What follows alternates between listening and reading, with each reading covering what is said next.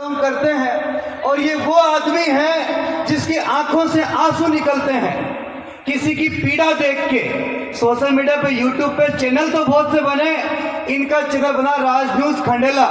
जैसे भाई प्रशांत कुमार राजन अगर मानवता के लिए काम करते हैं, वैसे ही भाई रमेश जी इन्होंने अपना चैनल बनाया हुआ है। बाबूजी, मेहमान, अतिथिगणों, इस चैनल के माध्यम से जो परिवार पीड़ित है, किसी परिवार में यदि मुखिया खत्म हो गया, कमाने की व्यवस्था नहीं है, छोटे छोटे बच्चे हैं, ऐसे अब तक दर्जनों परिवारों को ये अपने चैनल के माध्यम से लोगों से हाथ जोड़ जोड़ के क्राउड फंडिंग के माध्यम से किसी को 100 रुपए के लिए मोटिवेट किया, किसी के लिए 200 के, किसी को 500 के लिए कई परिवारों को 10-10 लाख, 8-8 लाख रुपए की मदद करवा चुके हैं। ये भागीरथी प्रयास भाई रमेश जी ने किया, ठीक है। और मानवता के लिए आज तक लगभग कितना कलेक्शन करवा चुके होंगे? 80 लाख। 80 लाख रुपए का इस आदमी की जेब में नहीं है, लेकिन सोशल मीडिया की ये ताकत है कि इस ताकत के माध्यम से इसने लोगों की जेब से जो देने को सक्षम थे 80 लाख रुपए अपनी जेब से निकलवाए। उनकी जेब से निकलवाए, अपनी जेब से तो कहा। मैं एक बार भाई प्रशांत कुमार राजन और साथ ही रमेश जी, आप दोनों से निवेदन करना चाहूँगा, एक बार मंच पे आए प्रशांत जी, और भाई विष्णु जी पारिक और आदरणीय रिजवान साहब, आपसे निवेदन करूंगा कि आप माल्यार्पण करके एक बार स्वागत जरूर करें ऐसे व्यक्तित्वों का, क्योंकि वो मानव है क्या जिसने मानव की पीड़ा न समझी।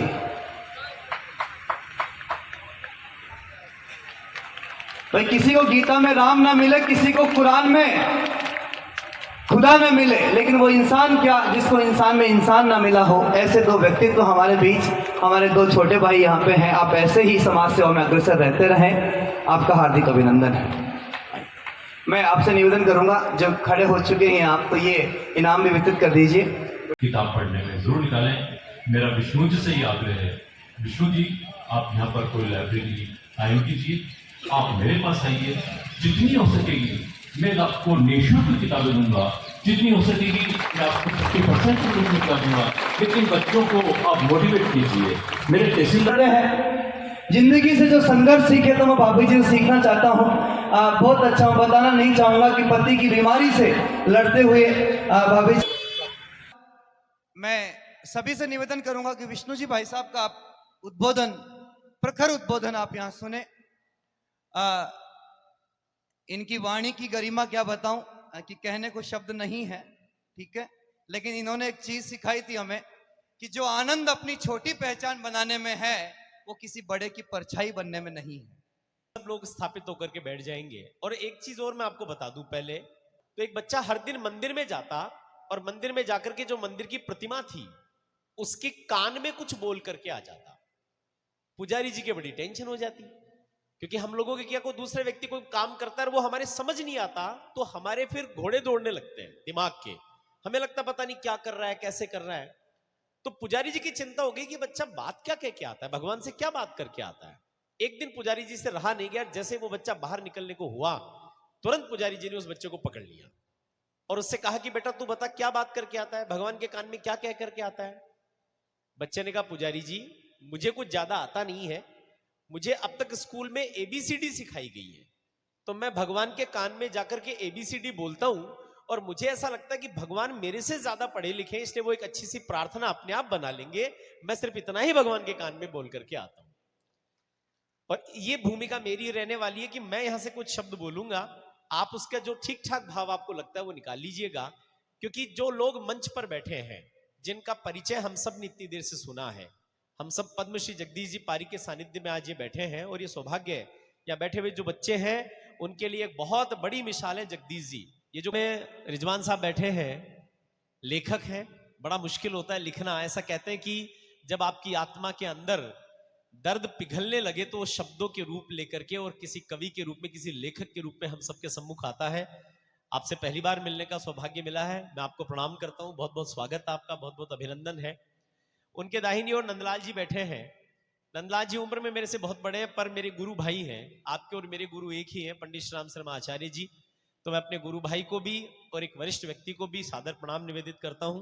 और इस क्षमा के साथ मैं अपनी बात को प्रारंभ करूंगा कि हो सकता है कि मेरी बातचीत में कोई त्रुटि रह जाए, लेकिन इतनी देर से बच्चे बैठे तो कुछ बातें ऐसी होनी चाहिए जो ठोस धरातल की बातें निकल करके आए। और बच्चों, बहुत बार देश के अनेक IITs में, IIM में मुझे बहुत बार सत्र करने का, कविता पाठ करने का मौका मिलता है, वहां मैं पहुंचा हूं। अभी कुछ दिनों पहले मैं एक सत्र में बैठा था। साउथ का एक बच्चा मेरे से एक प्रश्न करता है, ये प्रश्न आपके मन में भी आता होगा। उस बच्चे ने प्रश्न किया कि सर क्या बड़ी बात है, आप बार बार बोलते हैं कि गर्व करिए हम हिंदुस्तान में पैदा हुए, गर्व करिए हम भारत में जन्म लिया। उसने कहा sir what is different between India and other countries whenever we are here and other peoples are there. क्या अंतर क्या है कि हम भारत में जन्म लिए और बाकी लोगों ने अन्य जन्म लिया, कौन सी बड़ी बात होगी? जन्म तो कहीं ना कहीं होना ही था। आपके मन में भी प्रश्न आता होगा कि भाई भारत में जन्म लेना ऐसी क्या बड़ी बात हो गई। रिजवान साहब भी बैठे हैं यहां पर, अबरार भाई भी आने वाले हैं। आप देखिए, ये जो धरती है ये बहुत महत्वपूर्ण है। एक कहानी मुझे याद आती है देश के एक बहुत बड़े क्रांतिकारियों में रामप्रसाद बिस्मिल और उनके एक दोस्त थे अशफाक उल्लाह खां। दोनों की बड़ी अच्छी मित्रता थी, बड़ी यारी थी। एक बार जब दोनों को फांसी के फंदे पर झूलने की बारी आई तो रामप्रसाद बिस्मिल देखते हैं कि अशफाक उल्लाह खान की आंखों से आंसू आ गए।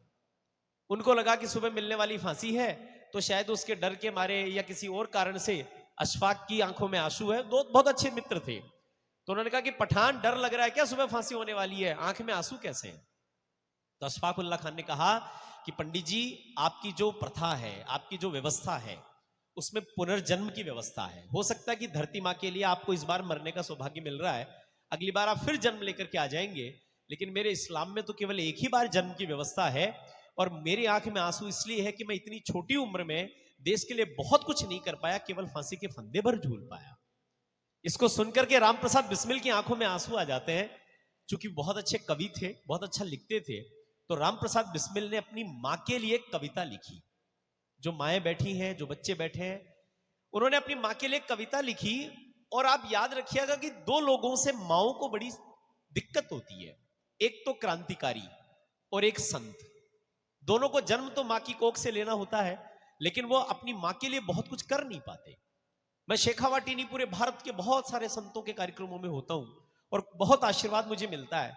कई बार उनके साथ बैठ करके व्यक्तिगत बातचीत का अनुभव भी रहा है। उनको भी इस बात की बड़ी चिंता होती है कि दो लोग आप हमारे आकर के चरण स्पर्श करते हैं, लेकिन हमारी मां को हम कुछ ना दे सके। क्रांतिकारियों के भी मन में यही चिंता रहती है कि मैं देश के लिए तो खपा, लेकिन मां के लिए कुछ नहीं कर पाया। तो रामप्रसाद बिस्मिल अपनी मां के लिए एक कविता लिखते हैं और उस कविता को जेलर को पकड़ा देते और कहते हैं कि मेरी मृत्यु के बाद मेरी मां को ले जाकर के सौंप देना। जेलर ने उनकी मृत्यु के 20 वर्ष के पश्चात वो कविता पब्लिक डोमेन में आई। कविता तो बहुत बड़ी है, लेकिन मैं इन बच्चों से बताना चाहता हूं कि भारत में जन्म लेना सौभाग्य का विषय क्यों है। आप सोचिए, सुबह 7 बजे फांसी के फंदे पर झूलने से पहले की मध्य रात्रि को एक क्रांतिकारी बैठ करके क्या लिखता है अपनी मां के लिए। वो लिखते हैं, न चाहूं मान दुनिया से, न चाहूं स्वर्ग को जाना। हम सब मान के लिए मरते हैं, हम इस बात के लिए मरते हैं कि सम्मान मिल जाए, लोग हमारे को थोड़ा सा मान लें, पूज लें। वो लिखते हैं कि न चाहूं मान दुनिया से, न चाहूं स्वर्ग को जाना, मुझे वर दे यही माता, रहूं भारत का दीवाना।